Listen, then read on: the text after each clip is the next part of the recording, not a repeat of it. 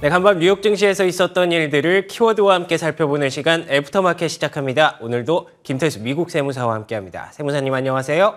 네, 안녕하세요. 네, 반갑습니다. 자, 오늘 준비된 세 가지 키워드 가운데 첫 번째 키워드 먼저 확인해 보도록 하겠습니다. 첫 번째 키워드는요. 실적 기대감의 3.6% 상승입니다. 어떤 종목이 3.6%가 올랐을지 아니면 종목이 아니라 다른 얘기일지 굉장히 궁금한데요. 세무사님 어떤 내용일까요?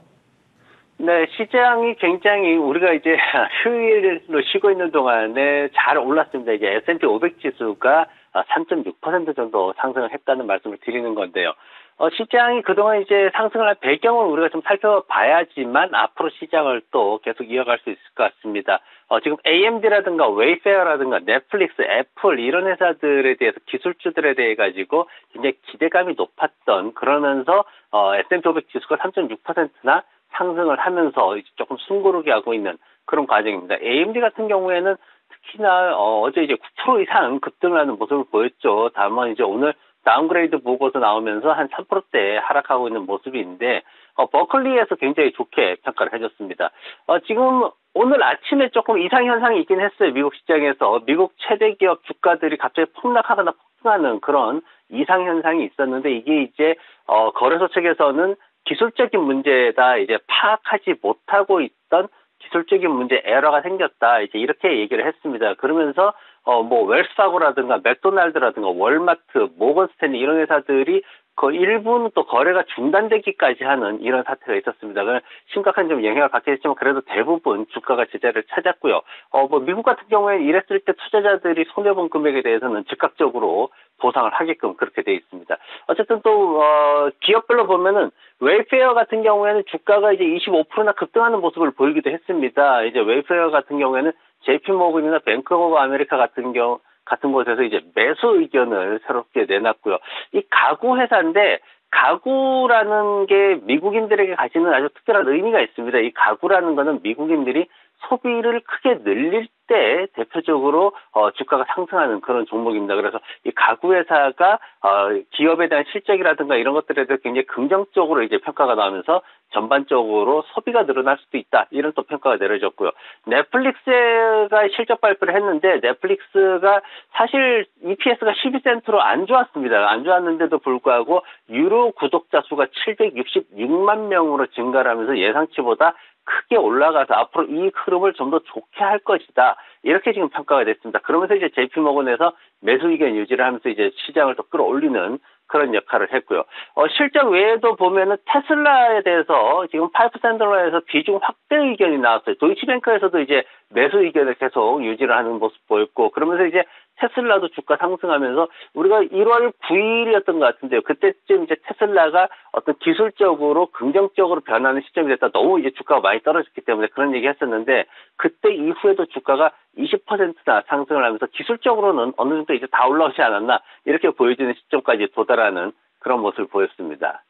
네, 알겠습니다. 저희가 지난 금요일에 넷플릭스 실적 발표를 한번 리뷰를 해보면서 그래도 좀 긍정적인 분위기로 개선될 수 있을까에 대한 기대감을 담았었는데 그 분위기가 연휴 동안 계속 이어졌다라고 보시면 되겠고요. 말씀해 주신 것처럼 테슬라 최근의 상승세가 좀 남다릅니다. 물론 간밤에는 전체적으로 지수가 숨고르기를 좀 했지만 긍정적인 분위기가 이어졌다라는 말씀을 좀 드리고 싶은데 사실 이거는 이미 지나간 내용이고 지금 또 이제 기술적으로 생각을 해보면 또 골치 아픈 부분도 좀 있을 것 같고 앞으로 계속 이 상승세가 지속될 수 있을지가 가장 궁금한 포인트일 것 같거든요. 어떻게 보십니까? 네, 지금 4분기 어닝 시즌이 계속 이제 이어지고 있죠. 지금 이제 제임스 인베스트먼트 쪽에서 나온 얘기는 수익이 가장 문제다. 사람들이 수익에 대한 침체를 예측하고 있다. 이제 이렇게 또 얘기가 나왔는데 지난밤에 3M이나 존슨앤존슨, GE 같은 회사들이 또 발표를 했습니다. 3M 같은 경우에는 기대치를 놓쳤어요. 그러면서 앞으로도 더 어렵게 2023년이 진행될 거다 하면서 이제 마이너스 5%대 하락을 보이기도 했고요. 버라이즌 같은 경우에는 전반적으로 이제 연간으로 따지면은 이익을 조금 낮게 예측을 했는데 그런데 이제 크게 이제 하락하는 국면은 아니다 보니까 주가가 조금 반등하는 보합 수준에 있는 모습이고 존슨앤존슨 같은 경우에는 지금 중국의 이 코로나 확진자가 늘어나면서 의료기기 사업이 중국으로 좀 늘어날 수 있을 것이다 이렇게 기대를 하고 있던 게 이제 무너져 버렸죠. 그러면서 지금 또 하락을 했던 그런 상황이 나왔고, 제너럴 일렉트릭 같은 경우에는 그래도 좀 괜찮을 거다라고 조금은 예상을 했었는데 그래도 역시나 실적이 좋지 않았습니다. 그러면서 마이너스 1%대까지 하락을 했고요. AMD도 지금 보면은 보고서가 나왔는데 이제 비중 확대해서 시장 수준으로 이제 투자 등급이 하향 조정됐어요. 그러면서 이제 여기 마이너스 3% 정도 하락하는 모습을 보였습니다.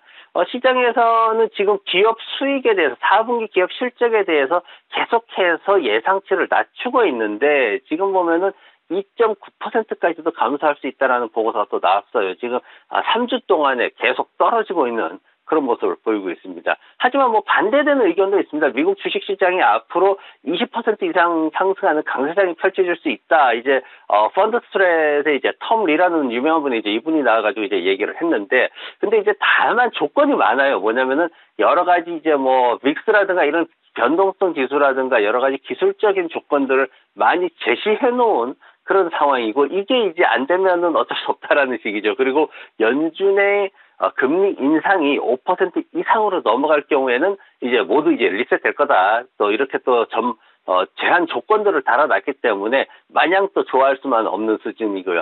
현재의 시장, 최근 며칠 동안 올라온 이 시장에 대해서 시장이 어떻게 평가를 하고 있냐를 봤더니 기술주들에 대한 개인들의 충동 구매가 좀 이어지고 있다. 이제 몇 가지 이제 좋은 소식이 있었죠. 뭐 애플이 인도 쪽으로 이제 새롭게 또 진출한다라거나 이런 소식이 있어가지고 기술주들에 대한 충동 구매가 있다. 하지만 약세장에서의 어떤 전형적인 랠리 수준이기 때문에 이런 부분에 있어서 너무 크게 기대하지는 말라. 뭐 이렇게 평가가 되고 있습니다. 알겠습니다. 기술주에 대한 충동 구매, 표현이 굉장히 인상적이고 많이 좀 공감이 되는 그런 멘트였던 것 같습니다. 뭐 그래도 증시는 항상 걱정의 벽을 타고 올라가기 때문에 뭐 지금까지가 단순히 약세장 랠리 수준에서 그치지 않기를 바라는 마음은 아마 모두가 똑같을 것 같습니다. 일단 조금 더 기다려보도록 하죠. 자, 그러면 두 번째 키워드 한번 확인해 보겠습니다. 두 번째 키워드는 연준 비공식 대변인 등판입니다. 이번에 연준에서 저희 연휴 동안 제가 오프닝에서도 잠깐 말씀드렸던 그런 주제인데요. 2월 FOMC를 앞두고 있는 가운데 25bp 인하 가능성을 대대적으로 보도한 언론사가 있었습니다. 보시다시피 월스트리트 저널의 뉴스고요. 이거를 연준에서 이제 25bp를 올릴 것이다라고 보도한 자체가 중요한 게 아니라 말씀드린 대로 비공식 대변인이 있었다는 게 중요한 거죠. 이 기자 닉 티미라우스 기자입니다. 아시는 분들은 다 아실 겁니다. 연준에 굉장히 좀 내통한 그런 기자로 알려져 있고요. 그 기자가 보통 이렇게 보도를 내면 그게 연준의 결과로 이어지는 경우가 굉장히 많았기 때문에 신뢰도가 굉장히 높다라고 보시면 될 것 같은데요. 이번 FOMC에서 25bp 인상을 결정할 것이다라는 전망이 나왔고요. 특히나 올해 봄부터는 이제 금리 인상을 멈출 것이다. 물론 이게 피봇을 의미하는 건 아닙니다. 금리 인하를 얘기하는 건 아니지만 금리 인상 자체를 올해 봄까지만 가져갈 것이다라는 전망만으로도 시장이 굉장히 좀 환호할 만한 그런 이슈가 됐다라고 보시면 되겠는데요. 이 기자는 뭐 늘 그랬듯이 언제 중단할지에 대해서는 아직 확실하게 확답을 주지는 않았습니다. 연준에서도 뭔가 좀 확인할 것이 필요하다. 계속해서 경제 지표를 확인하고 결정할 것이다라는 입장이고요. 핵심은 여전히 서비스 물가입니다. 우리가 계속 경계하는 부분들이죠. 연준 역시 여러 번 언급한 적이 있었고요. 서비스 물가에 영향을 미칠 수밖에 없는 직접적인 연결고리로는 계속 고용과 임금의 하락을 좀 트리거로 계속해서 꼽고 있는 상황인데요. FOMC가 아직 일주일이나 남았는데도 불구하고 이 기대감이 조금 미리 반영된 영향은 없지 않아 있었던 것 같습니다. 이렇게 된다면 또 다음 주에는 또 시장이 어떻게 될까? 우리 개인 투자자분들은 어떤 전략을 가져가야 될까? 조금 고민이 많아지는 시기일 수 있을 것 같은데요. 세무사님, FOMC 앞두고 기대감이 조금 미리 들어오고 있는데 투자 전략 어떻게 가져가면 좋을까요? 네, 지금 연준 같은 경우는 이제 고용과 임금이 핵심이다라고 말을 하고 있죠. 근데 이 부분이 이제 시장에서 보는 관점하고는 굉장히 갭이 크게 나타나고 있습니다. 지금 현재 시장에서 보는 거는 인플레이션이나 금리 인상, 뭐 경기 침체 이런 것들과 연관해서 보는 거는 고용이나 임금이 아니죠. 또 연준의 어떤 그 흐름에 대해서도 시장은 또 다르게 예측을 하고 있고, 지난번에 말씀드렸듯이 이제 1960년대에 고용이 괜찮은 수준에서 부분별로 경기 침체가 발생했던 롤링 리세션 가능성을 시장에서는 크게 지금 가중치를 두고 있는 그런 상황입니다. 노동시장이 나빠지는 그런 상황, 지금 현재 노동시장은 골디락스라고까지 불리고 있는 그런 상황이죠. 이게 이제 나빠지려면은 즉 임금이 하락하거나 이제 이렇게 되려면은 추가적인 아주 급격한 금리 인상밖에는 지금 요인이 없거든요. 근데 이런 상황이 되면은 앞으로 25bp 낮아질 거다 이런 예측하고는 전혀 지금 상반되는 얘기가 진행이 되는 거고, 그러다 보니까 현재 어떤 경기 침체나 이런 것들 전반적인 흐름을 보고 시장의 어떤 예측을 할 때는 지금 현재로서는 4분기 기업 실적 이게 1분기로 이어질 것이냐 이런 부분에 대해서 좀 더 가중치를 많이 두고 있는 모습입니다.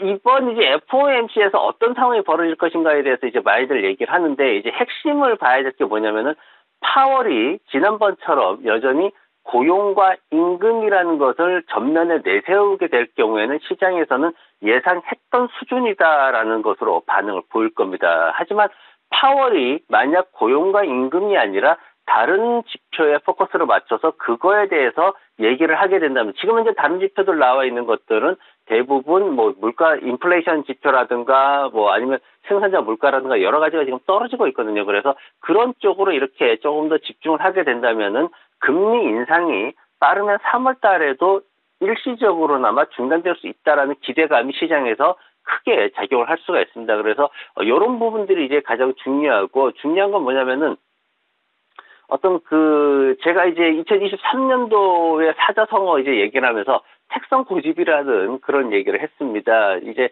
잡스러운 어떤 기대감이나 이런 것들 무분별하게 여러 가지 이제 종목들 매수하는 거 이런 것들은 다 제거를 하고 시장 상승을 주도할 수 있는 대장주 쪽에 들어가야 된다. 이제 이런 말씀 드렸는데, 최근에 애플의 주가 흐름이나 아니면 뭐 AMD라든가 이런 주가 흐름을 보면은 그 얘기가 이해가 되실 겁니다. 그래서 지금 어떤 뭔가 이슈들이 강한 이슈들이 있지만 이 이슈들에 집중해서 테마를 만들거나 이렇게 투자를 하시면 굉장히 어려운 국면으로 계속 흘러가시게 될 거고, 지금은 좀 든든하게 버텨주는 이런 전략들이 좀 필요할 것 같습니다. 알겠습니다. 계속해서 좀 분위기에 휩쓸리면 오히려 좀 위험할 수 있다라는 점을 세무사님께서 강조를 해주고 계시고요. 역시나 실적이 가장 중요한 시즌이라는 거 여러분들 잊으시면 안 되겠죠. 지금 또 마이크로소프트의 실적이 발표된 것으로 보이는데요. EPS가 호조를 보였고요. 매출은 좀 부진했습니다만 결국에는 주가는 시간 외에서 급등하는 모습을 보이고 있습니다. 이 분위기 계속 이어갈 수 있는 긍정적인 모습이 좀 나왔기 때문에 일단 뭐 투자자 여러분들께서는 계속해서 좀 긍정적인 분위기 즐기실 수 있기를 바랍니다. 하지만 세무사님이 말씀해 주신 대로 이 분위기에 너무 휩쓸려갈 때는 아니다라는 거 항상 기억해 주시기를 부탁을 드리겠습니다. 자, 마지막으로 세 번째 키워드 확인해 보도록 하겠습니다. 세 번째 키워드는요. 팬데믹 이후 최대 하락입니다. 팬데믹 이후 최대 하락, 어떤 부분들이 이렇게 큰 폭으로 좀 하락이 나왔을까요? 네, 생산자 물가가 기대치를 넘어서 지난주에 크게 하락을 했습니다. 12월 생산자 물가가 인플레이션이나 이런 것들 통해 가지고 이제 좀 한 0.1% 정도 하락을 할 것이다 이렇게 했는데 0.5%나 하락을 했습니다. 그러면서 상승 폭도 전년 대비해서 6.2% 상승에 그쳤고요.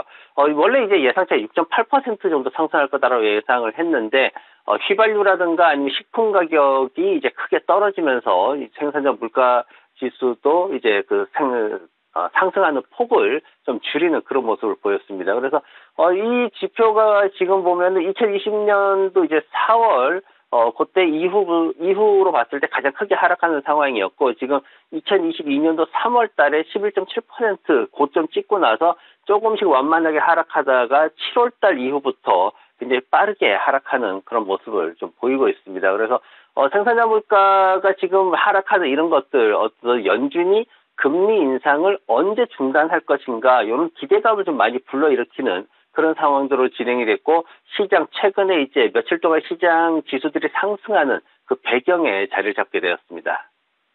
알겠습니다.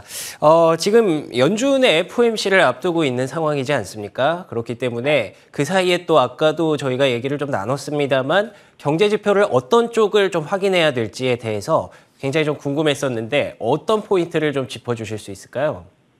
네, 이번에 이제 발표를 앞두고는 PC 지표가 있습니다. 개인 소비 지출이라는 이 지표가 있는데 표를 보시면은 지금 7.5%에서 꾸준히 이제 분기별로 떨어지고 있는 그런 모습을 보이고 있습니다. 그래서 4.3%까지 이제 떨어졌다가 이제 더 추가적으로 하락할 것으로 예상이 되고 있는데 이 데이터가 지금 보면은 이제 개인 소비 지출이라고 해서 최근에는 이제 CPI 지수를 많이 보고 있었죠. 근데 가장 먼저 연준이 집중했던 데이터가 개인 소비 지출 PCE 이 데이터입니다. 이게 뭐냐면 이제 미국인들의 상품과 서비스에 대한 지출을 이제 측정한 건데 경제 분석국에서 발표를 합니다. 이게 이제 우리가 미국 경제 소비가 뭐 70%다, 3분의 2다 이 얘기를 하는 배경이 되는 지표가 바로 이 개인 소비 지출 PC 지표가 되는 겁니다. 그래서 이거는 이제 내구재라든가 비내구재라든가 아니면 서비스 이 모든 어떤 지출을 포함하고 있기 때문에 연준이 인플레이션을 측정하는 데서 전통적으로 사용되던 방법이 되고요. 지난 주말에 이제 월스트리트에서도 이제 이와 관련해가지고 앞으로 이제 이게 좋아질 거기 때문에 금리 인상이 논의될 수도 금리 인상이 중단되는 게 논의될 수도 있다. 이제 이렇게 또 평가를 내놨던 거고요. 그러면서 이제 이번 FOMC에서 올 봄에 과연 금리 인상을 할 수 있는 상황이 되느냐 이런 것들이 이제 PC 데이터가 나오게 되면은 좀 더 이제 집중적으로 봐야 된다. 이제 이렇게 또 평가가 되고 있습니다. 그래서 지금 현재 이제 앞서 봤던 생산자 물가나 뭐 여러 가지가 이제 좀 긍정적인 상황이 되고 있기 때문에 앞으로 이런 것들이 이제 2월 14일 날 또 CPI 데이터가 나오거든요. 그래서 이런 것들이 좀 더 이제 안정이 되면은 일시 중단, 3월 달에 있을 FOMC 회의에서 일시 중단될 수도 있다라는 기대감이 더 높아질 것으로 그렇게 예측되고 있습니다. 알겠습니다. 뉴욕 증시의 연휴 동안의 움직임과 FOMC에 대한 전망 그리고 경제 지표까지 저희가 확인할 수 있는 자료들을 한번 쭉 살펴봤습니다. 오늘도 애프터마켓 함께해 주신 김태수 미국 세무사 얘기 들어봤습니다. 오늘 말씀 고맙습니다. 네, 고맙습니다.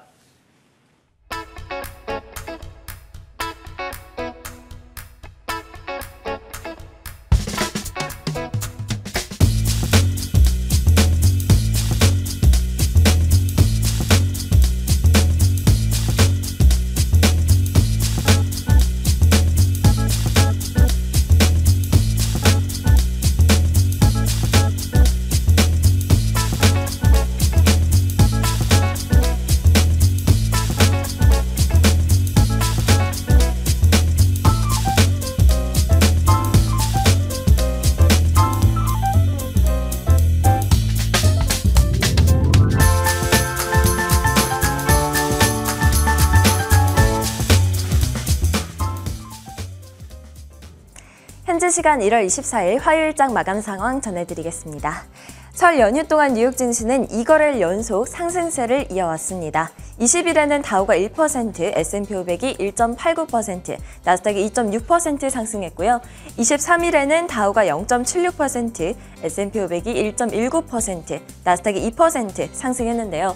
연준의 금리 인상 속도 완화에 대한 기대감 때문이었습니다. 간밤 연휴 마지막 날 밤에는 여러 기업들의 실적이 발표가 되고 또 반등을 일부 되돌리면서 숨고르기에 들어간 모습이었습니다. 다우가 0.3% 상승했고 S&P 500이 0.07% 하락, 나스닥이 0.27% 소폭 하락했는데요. 시장 움직였던 주요 이슈들 자세하게 짚어보겠습니다. 많은 국내 투자자분들께서 설 연휴를 즐기시는 동안에 미증시는 상승 랠리를 펼쳤습니다. S&P 500은 한 달 만에 4,000포인트를 회복했고요. 기술주들 그리고 반도체주들이 급등세를 보였습니다. 연준의 긴축 완화에 대한 전망이 그 이유로 꼽히는데요. 여기에 더해서 중국의 경기 회복에 대한 기대감 그리고 기업들의 4분기 실적에 대한 기대가 시장 상승에 한몫을 했다고 시장은 평가하고 있습니다. 그러면 앞으로 이 4분기 실적들 어떤 것들이 앞으로 발표될지 확인해 보도록 하겠습니다. 테슬라 그리고 IBM이 25일 수요일에 실적을 발표하고요. 또 인텔과 비자가 26일 목요일에 실적을 발표하니까 참고해 주시기 바랍니다. 이번에 섹터 종목별 흐름 확인해 보도록 하겠습니다.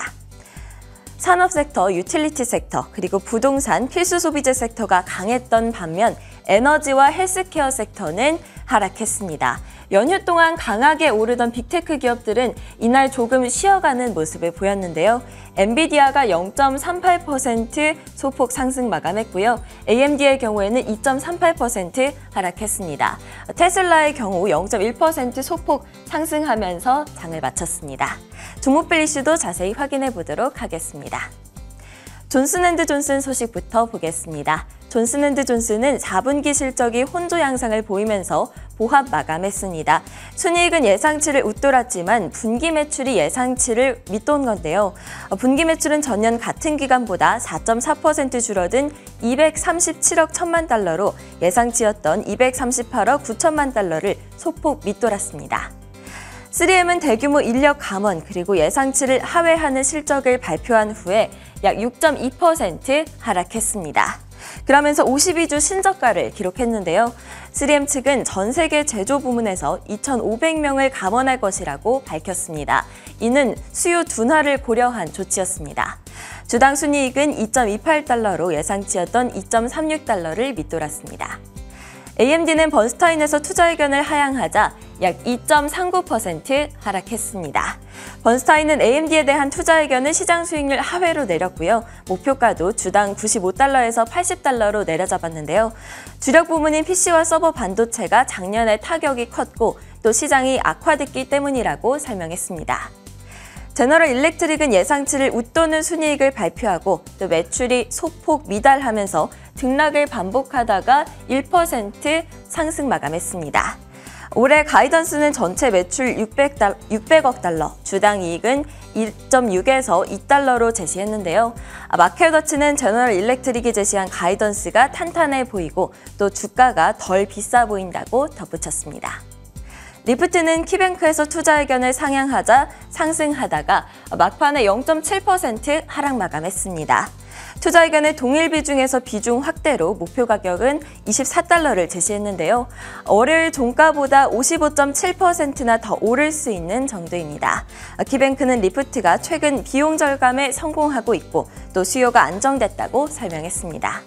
다음은 장마감 후에 조금 전 실적을 발표한 마이크로소프트 소식 확인해 보도록 하겠습니다.